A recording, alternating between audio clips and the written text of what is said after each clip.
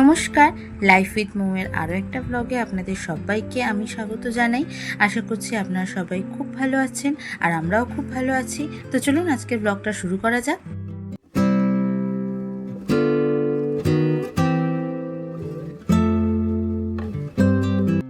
তো এখন বাজে ঘড়িতে সকাল 9টা মতো। আর আজকের ব্রেকফাস্টটা আমরা করেছিলাম ব্রেড বাটার। খুব বেশি আজকে কিছু হেভি কিছু ব্রেকফাস্ট করিনি। এরপর খাওয়ার পরেই আমি চলে এসেছি রান্নাঘরে। আজকের ব্লগটা কিন্তু স্পেশালি আমার বোনের বার্থডে ব্লগ।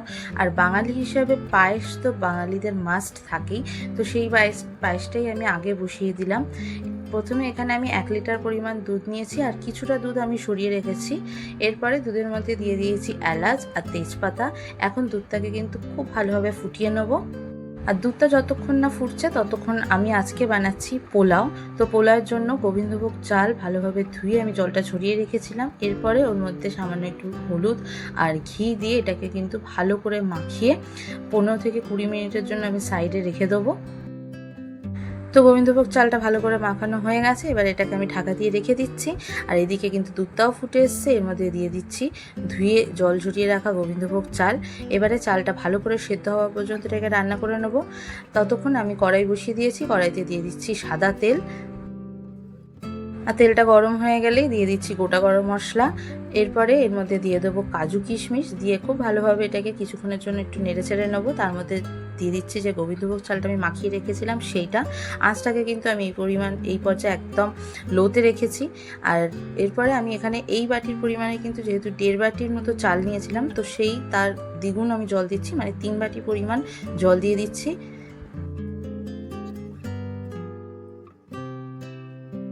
তো এবারে এর মধ্যে দিয়ে দিচ্ছি সামান্য একটু, একদম খুব সামান্য একটু ফুড কালার, আর দিয়ে দিচ্ছি খুব সামান্য পরিমাণে নুন। দিয়ে এখন আঁচটাকে একদম লো টু মিডিয়ামে রেখে এটাকে ঢাকা দিয়ে রেখে দেবো যতক্ষণ না চালটা সেদ্ধ হচ্ছে। আর এখানে আজকে কিন্তু পায়েসটা আমি বানাচ্ছি নকুলদানা দিয়ে।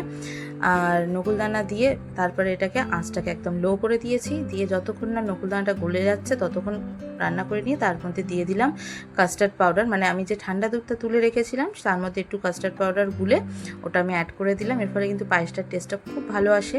আর দিয়ে দিচ্ছি একদম 1 চিমটে মতো নুন, যাতে চিনির স্বাদটা ব্যালেন্স হয়। তো এবার পায়েসটা কমপ্লিট হয়ে গেছে। এখন পোলাওটাও আমার অর্ধেকটা হয়েই গেছে। আমার যেহেতু একটু নুনটা কম লাগছিলো, তো সেই ক্ষেত্রে আমি একটু নুন দিয়ে দিলাম। আর দিয়ে দিচ্ছি বেশি করে একটু চিনি, যেহেতু পোলাওটা একটু মিষ্টি মিষ্টি টাইপের হয়।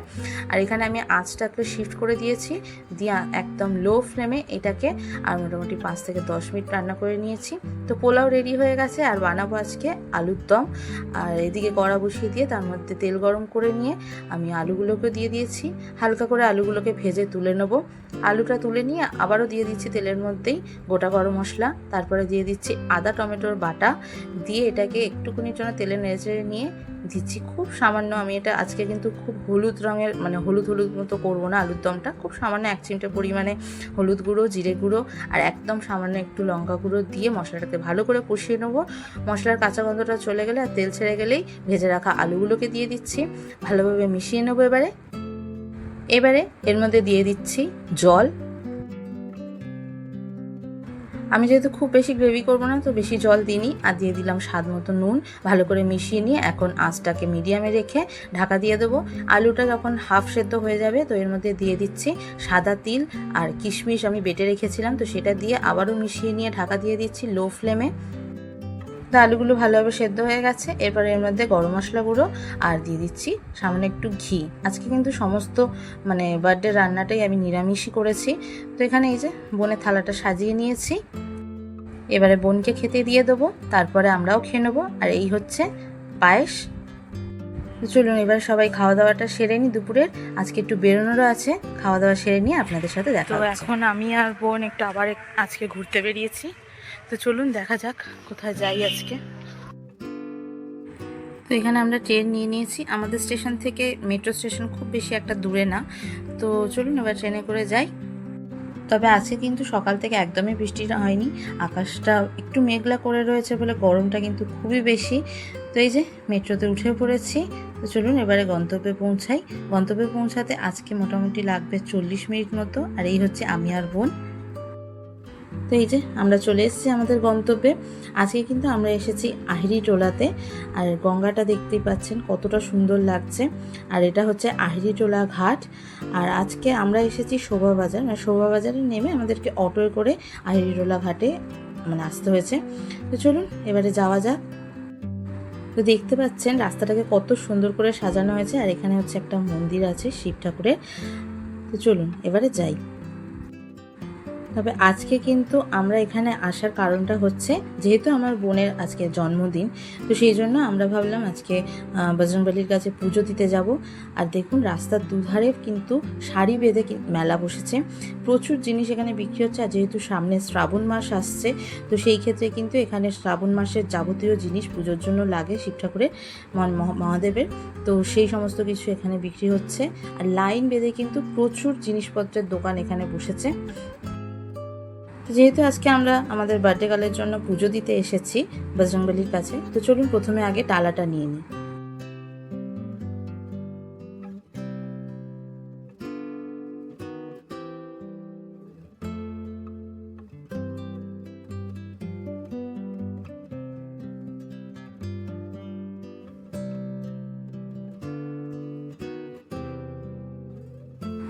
দেখুন রাস্তাটাকে কি সুন্দর করে সাজিয়ে রেখেছে লাইট দিয়ে আর রং বেরঙের পতাকা দিয়ে। আমি জানি না আজকে হয়তো কোনো উৎসব ছিল। তো চলুন এখানে আমাদের ডালা নেওয়াও কমপ্লিট, আমরা এবারে পুজোটা দিয়ে দিই।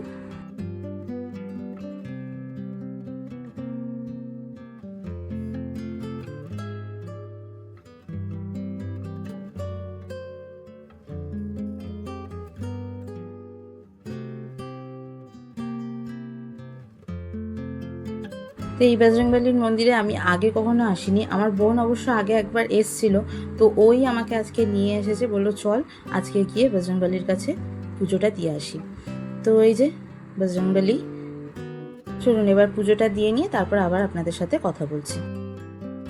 তো এই তো আমাদের পুজো দেওয়া হয়ে গেছে। আমরা পুজো দিতে মোটামুটি ঢুকেছিলাম এই 6:30টার মতো, আর 7টার মধ্যে আমাদের কিন্তু পুজো দেওয়া কমপ্লিট। তো আমরা আজকে যেখানে বজরংবলীর পুজো দিতে এসেছিলাম তার পাশেই হচ্ছে ভূতনাথের মন্দির, মানে শোভাবাজার যে ভূতনাথ মন্দির আছে সেই মন্দির। পুজো ডান, এবারে আমরা যাব গঙ্গার পাড়ে। কেমন লাগছে বোন? তো পুজো দেওয়ার পরে এখানে ভোগ বিতরণ হচ্ছিল, তো আমরা 2 বোন ভোগও নিয়ে নিয়েছি। আর এই তো হাঁটতে হাঁটতে আমরা গঙ্গার পাড়ে চলে এসেছি। গঙ্গাটা দেখুন কতটা সুন্দর লাগছে, আকাশটাও খুব সুন্দর হয়ে রয়েছে, মানে ওয়েদারটা খুব সুন্দর হয়ে রয়েছে। আর গঙ্গার পাড়ে কিন্তু মানে সারাটা রাস্তায় যতটা গরম পেয়েছি, গঙ্গার পাড়ে কিন্তু একদম শীতল একটা বাতাস বইছিল। আর এখন আমরা এখানেই কিছুক্ষণের জন্য বসবো, কারণ সারাদিন আমার তো স্পেশালি খুব বেশি পরিশ্রম হয়েছে, কারণ বার্থডে গার্ল তো আজকে বার্থডে গার্লের তো কোনো কাজ ছিলই না, তো সমস্ত কিছু আমাকেই করতে হয়েছে। এখন আমি প্রচণ্ড ক্লান্ত হয়ে গেছি। আর গঙ্গার পাড়ে আমরা কিছুক্ষণের জন্য একটু জিরিয়ে নিয়ে আমাদের নেক্সট যে গন্তব্য আছে সেখানে যাব, সেখানে অবশ্যই আপনাদেরকেও সাথে নিয়েই যাব। তো চলুন কিছুক্ষণ পরে আবার আপনাদের সাথে দেখা হচ্ছে।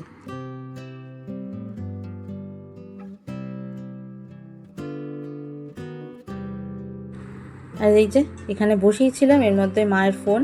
মা মানে আমরা এখানে এসছি খুব বেশিক্ষণ হয়ওনি, এর মধ্যে যে মা কতবার ফোন করে নিয়েছে। আসলে বাড়িতে তো আর কেউ নেই, মা একাই রয়েছেন, তো তারও আর ভালো লাগছে না বাড়িতে একা থাকতে।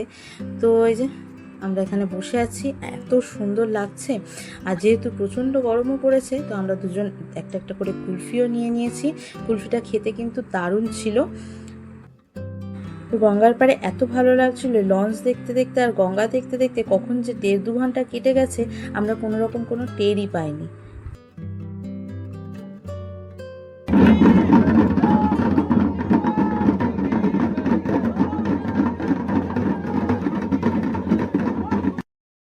আর এখানে গঙ্গার পাড়ে বসে থাকতে থাকতেই এখানে শিব ঠাকুরের মহাদেবের পুজো শুরু হয়ে গেছিলো। কি সুন্দর ওরা ডুগডুগি বাজিয়ে পুজোটা করছে, দেখুন দেখতে এতটা ভালো লাগছিল।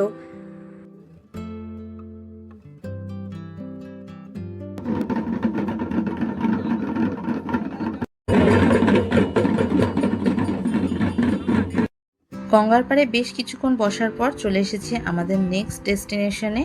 আজকে আমরা এসেছি কুমোরটুলিতে। আমি বহু বছর আগে একবার এসেছি, মানে বহু বছর মানে আমি বলতে পারবো না ঠিক কত বছর, অনেক বছর আগে একবার এসেছিলাম আর এই এলাম। আর যেহেতু সামনেই রয়েছে বাঙালির সব থেকে বড় উৎসব মহোৎসব দুর্গাপুজো, তো এইখানে এসে যে এত ভালো লাগছিল সেটা ভাষায় প্রকাশ করা আমার পক্ষে তো সম্ভব না, মানে আমি পারবো না সেগুলো ভাষায় প্রকাশ করতে। আর যেহেতু এবারে পুজোটা একদমই সামনে, মানে সেপ্টেম্বরের শেষের দিক থেকেই কিন্তু এবছর পুজোটা পড়েছে, তো ওদের মধ্যেও একটা খুব তাড়াহুড়ো রয়েছে। আর আমি তো বহু বছর পর এখানে এসে এত খুশি হয়েছি আজকে। আমার পুজো তো আজকের থেকেই শুরু হয়ে গেছে। তো চলুন, অনেক বকবক করে ফেলেছি, এখানে কিছুক্ষণের জন্য আমরা একটু ঘোরাঘুরি করে নেব, নিয়ে এবারে বাড়ি ফিরবো। তো ঘোরাঘুরি হয়ে গেছে, প্রচণ্ড গরম লাগছে, তো তাই জন্য আমরা কিনে নিয়েছিলাম 2টো ক্যাম্পা। তো অবশেষে আমরা বাড়ি ফিরলাম, মানে ফিরিনি এখনও, ঢুকিনি বাড়িতে, ফিরছি। তো হ্যালো, তুমি কি করছো? আর এই যে বাড়ি ফেরার পথে এই দুজন মহাশয়ের সাথে দেখা হয়েছে। মানে যখনই বাড়ি ফিরবো, যে সময়ই ফিরি না কেন, এদেরকে এখানে থাকতেই হবে। যতক্ষণ ওদেরকে কিছু খাওয়াচ্ছি ততক্ষণ পেছন ছাড়বে না। দেখুন কারণ পেছন পেছন ঘুরে বেড়াচ্ছে আমার। তাই জন্য বোন গেছে ওদের জন্য একটু বিস্কিট কিনতে। তো এই সবে জাস্ট বাড়ি ফিরেছি, এখন এই 11টার মতো বাজে, অনেকটাই দেরি হয়ে গেছে। আর মুখ চোখের অবস্থা দেখে বুঝতেই পারছেন খুব বেশি টায়ার্ড আছি।